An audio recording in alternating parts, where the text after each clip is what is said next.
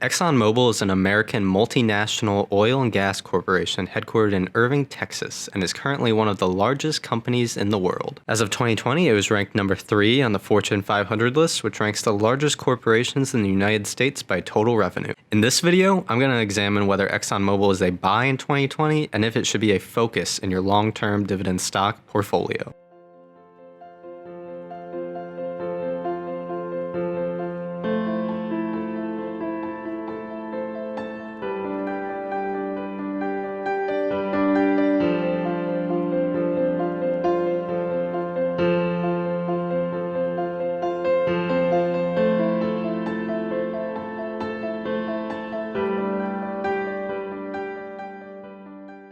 My name is Zach, and you should leave a like and subscribe to the channel if you enjoy the video. You should never invest in a business you don't understand. So in this video, I'm going to provide a full picture look at the business and stock history of ExxonMobil. The company is the largest direct descendant of John D. Rockefeller's Standard Oil, which was established all the way back in 1870. You've likely learned a fair bit about Standard Oil's rise and fall, as it has become a significant part of American history. To briefly review, Standard Oil quickly grew to become massively successful and dominate the oil industry. However, their tactics were criticized for being predatory and anti-competition. They gained control of the market through horizontal integration by acquiring all their major competitors. This allowed them to own 90% of the nation's refineries and pipelines. On top of this, they practiced vertical integration, creating and owning numerous companies at every level of production through their trust. This practice streamlined production and logistics, lowered costs, and undercut competitors. Ultimately, a mounting resistance formed against the company and their monopolistic practices. In 1890, Congress overwhelmingly passed the Sherman Antitrust Act, which served as the source of American anti-monopoly laws. This was universally supported and passed 242-0 in the House of Representatives, 51-1 in the Senate, and signed into law by the 23rd President of the United States, Benjamin Harrison. Although it passed, the act would not be applied to Standard Oil for a couple decades to come. On May 15, 1911, the U.S. Supreme Court upheld a lower court judgment and declared the Standard Oil Group to be an unreasonable monopoly under the Sherman Antitrust Act Section 2. It ordered Standard to be broken up into 34 independent companies, each with different boards of directors. The biggest two of the companies were Standard Oil of New Jersey, which became Exxon, and Standard Oil of New York, which became Mobil. The 7 largest of the companies ended up collectively dominating the industry, earning the name the Seven Sisters. Over the coming century, these sisters began to join together once again. In this chart, you can see how these sisters merged over time. In 1998, Exxon and Mobil signed a $73.7 billion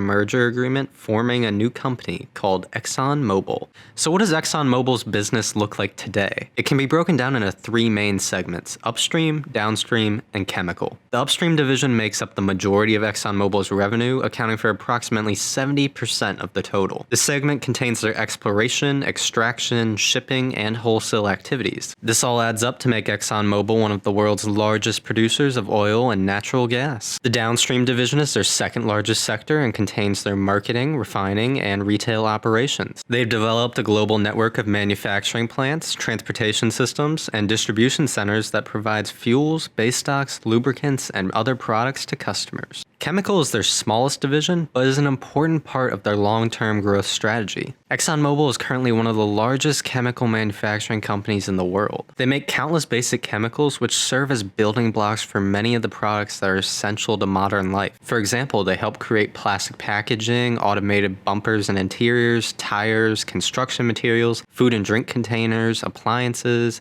industrial products, resins, fibers for clothing, and insulation. Worldwide demand for chemicals is expected to rise 45% by 2030 due to rising economic standards around the world. This makes ExxonMobil one of the best positioned companies to take advantage of this trend. Their chemical operations are deeply integrated with upstream and downstream, which allows them to leverage access to low-cost feedstocks and optimization capability that's simply not available to standalone chemical companies. This is a massive advantage that cannot be understated. Alright, so that's ExxonMobil's current operations, but how are they planning on growing the company? Their growth strategy rests on growing global energy needs, increasing their competitive advantages, and focusing on long-term fundamentals. Today, half of the world's population live in countries that rank low to medium on the United Nations Human Development Index. On top of this, over 860 million people around the world live without electricity. Access to affordable and reliable energy is essential to raise living standards. As you can see in this chart, there is a direct relationship with quality of life and energy consumption. As quality of life improves, energy consumption increases. In the next 2 decades, the global population is expected to grow by 2 billion people, the middle class will expand to more than 5 billion people, and the world's demand for energy is expected to grow by 20%. Also, demand for natural gas is expected to grow 35% by 2040. This means that the energy industry is prime for growth. So what makes ExxonMobil the company to take advantage of these trends over others? In their many years of growth, they've built massive competitive advantages. Their first advantage is scale. They have global reach across every level of the supply chain, which has allowed them to become one of the lowest cost operators in the energy sector. Along with scale, they have a heavy focus on integration among all levels of their operation. This allows them to gain efficiencies and profits that smaller companies can't match. This is all great, but what really sets them apart from competitors is their focus on technology. As of 2019, ExxonMobil employs more than 20,000 scientists and engineers, including over 2,300 PhDs. This focus on innovation has resulted in 70% more US patents than their closest competitor over the past decade. On top of this, they've made massive investments in artificial intelligence and data science, which enhances all of their procedures relating to seismic data and exploration activities. Technology investment allows them to improve their current products, develop new offerings, and advance low-carbon energy solutions. This aspect of the company is what gives me hope that ExxonMobil will innovate and continue to be a leader in the energy industry for centuries to come. Alright, now it's time to address the elephant in the room. Man-Bear-Pig. Man-Bear-Pig? If you're a fan of South Park, then you know that Man-Bear-Pig is an allegory meant to criticize climate change and former Vice President Al Gore. You just used Man-Bear-Pig as a way to get attention for yourself because you're a loser! However, even the people of South Park eventually found out that Man-Bear-Pig, or climate change, is very real. Al Gore? That's the name I haven't heard in a long time. I don't know if you remember us, but we're the kids you got to help try and capture Man-Bear-Pig? Well, you were right. Ha, you were totally right. So yes, climate change is a problem that will impact us in the long term. The question is, what action are we going to take to deal with it? Personally, I find much of the conversation around climate change action to be overly dogmatic. People act as though we need to ban all carbon-based energy immediately and switch completely to renewable energy. The problem being, that is not even a remotely realistic plan. How dare you! As I mentioned earlier in the video, global demand for energy is going to increase dramatically in the future. This means that we will need a constantly increasing supply of energy. Access to reliable and cost-effective energy is necessary to lift much of the developing world out of poverty. It took our oil and gas companies centuries to reach the scale where they can even provide at our current level. It's not an easy task. Today, renewable energies make up such a small percentage of global energy consumption. It's going to take a long time for renewable energies to become cost-effective and produced at a large enough scale where they can significantly replace non-renewable energy. Regardless of this, many politicians argue that the United States needs to act now and ban carbon energy as soon as possible. Even presidential candidate Joe Biden's plan, which is more reasonable than some, has the United States being a 100% clean energy economy by 2050. Listen, it's a nice goal to strive for renewable energy and reducing carbon emissions, but I find it hard to believe this wouldn't dramatically increase energy costs and kneecap our economy. It's not going to be painless. We're going to have to cap the emission of greenhouse gases. That means the power plants are going to have to adjust how they generate power. they will pass on those costs to consumers. You're a lying dog-faced pony soldier. Also, it's important to remember that the United States is only 14% of global CO2 emissions. So in order to actually make a dent in emissions, we would need to affect change around the globe. In order to do that, renewable energy would need to become cheaper than non-renewables. China, India, Russia, Saudi Arabia, and much of the developing world are not going to switch to renewable energy until it becomes cost-effective, which could take centuries. So in reality, oil and gas companies are not going anywhere for a long time. But luckily for those who want to actually address the problem of climate change, companies like ExxonMobil can be a part of the solution. Rather than banning carbon energy, a focus on dramatically reducing carbon emissions in a cost-effective way, where we can continue increasing energy supply, is a much more realistic plan. Not only could this dramatically reduce US emissions, but it could be easily exported to the rest of the world. One way to do this is the expansion of natural gas, which produces significantly less emissions than oil and coal. Another fantastic innovation is carbon capture and storage.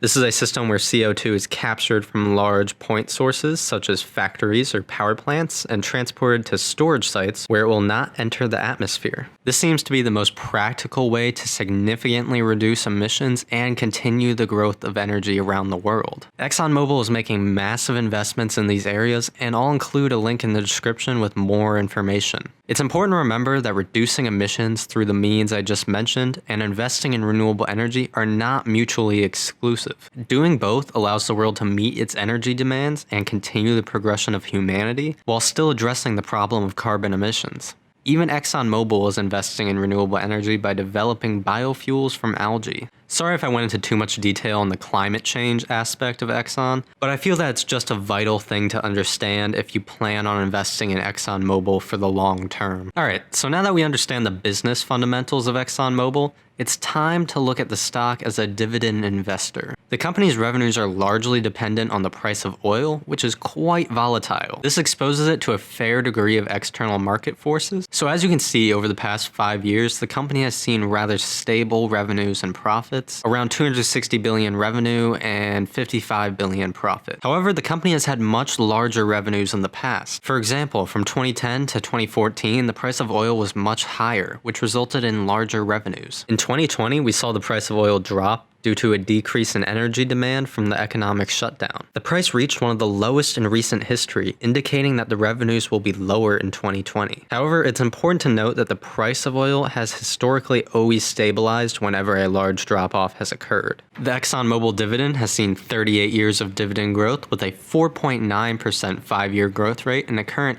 8.19% dividend yield. Its payout ratio is currently 180%, which would normally be a giant red flag. It's obviously not ideal, however Exxon seems to be a unique case. They've had extraordinarily high payout ratios in the past, yet have continued to pay and even raise their dividend. Right now, Exxon is at one of its lowest stock prices in the last 16 years, giving it an incredibly high dividend yield. In 2020, the decision to buy Exxon rests on whether you think they will hold their dividend. Historical indicators point to them holding it, which I personally think will happen. However, the high payout ratio does raise major concerns and is not sustainable. If you agree with my analysis, then in terms of dividend yield, right now is one of the best times to buy ExxonMobil in history. ExxonMobil is one of my holdings in my long-term dividend stock portfolio. Currently, I have 36.82 shares of XOM with a dividend yield of 6.369% and a cost per share of $55.88. So in total, I have $2,011 invested in the company. Personally, I'll be buying more at this time in order to lower my cost per share. However, don't take my advice blindly and be sure to do your own research before making any investment decisions. Thank you for watching the 14th video of Dividend Data. I'd greatly appreciate it if you could leave a like and subscribe to the channel. Every month you'll get a breakdown of my long-term dividend stock portfolio, and every week get a video like this. If you follow me on Twitter, link in the description, then you can get real-time updates of my buys and dividends coming in. I'm launching a Patreon where you can support the channel. Here you can gain access to my personal spreadsheet, chat with viewers, and have your name displayed at the end of every video as a premium supporter of the channel. The link is in the description. Please leave a comment below, and thank you for watching.